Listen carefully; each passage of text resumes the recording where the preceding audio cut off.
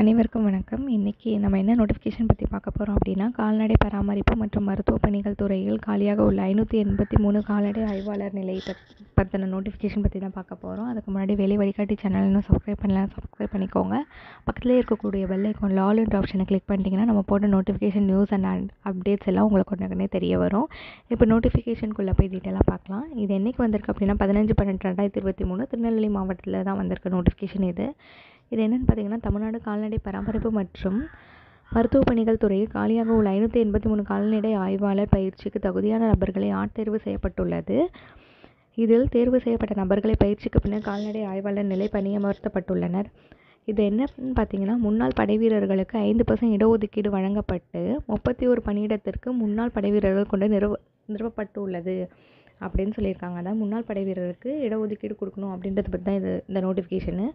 இதுக்கு பார்த்திங்கன்னா +2 முடிச்சிருந்து 55 வயதுக்குட்பட்ட விருப்பமுள்ள முன்னாள் படைவீரர்கள் உதவி இயக்குனர் முன்னாள் படைவீரர் நல அலுவலகம் திருநெல்வேலி அவர்களிடமிருந்து விண்ணப்ப படிவம் பெற்று படிவத்தினை பூர்த்தி செய்து இந்த மெயில் ஐடிக்கு மின்னஞ்சல் முகவரி மூலமாகவும், மேலும் இயக்குனர் அலுவலகம் கால்நடை பராமரிப்பு மற்றும் மருத்துவ பணிகள் கால்நடை பன்முக மருத்துவமனை வளாகம் 571 அண்ணா சாலை நந்தனம் சென்னை 35 என்ற முகவரிக்கு தபால் மூலமாக அனுப்பலாம்.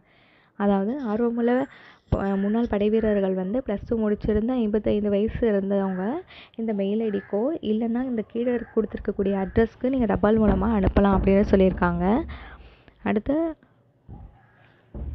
விண்ணப்பத்தோடையும் மற்றொரு பிரதியுடன் +2 மதிப்பெண் பட்டியல் நகல் மற்றும் முன்னாள் படைவீரர் அடையாள அட்டையும் சேர்த்து, அதாவது ஜெராக்ஸ் காப்பி அது ரெண்டுத்தையும் சேர்த்து இணைந்து திருநெல்வேலி மாவட்ட முன்னாள் படைவீரர் நல உதவி இயக்குனர் அலுவலகத்தில் 30/12/2023 சமர்ப்பிக்கணும் அப்படின்றத சொல்லியிருக்காங்க. இது எங்கேருந்து வந்திருக்கு அப்படின்னா, திருநெல்வேலி மாவட்ட முன்னாள் படைவீரர் நல உதவி இயக்குனர் திரு சி ராமகிருஷ்ணன் அவர்கள் தெரிவித்துள்ளார். இதை அவங்க சொல்லியிருக்காங்க.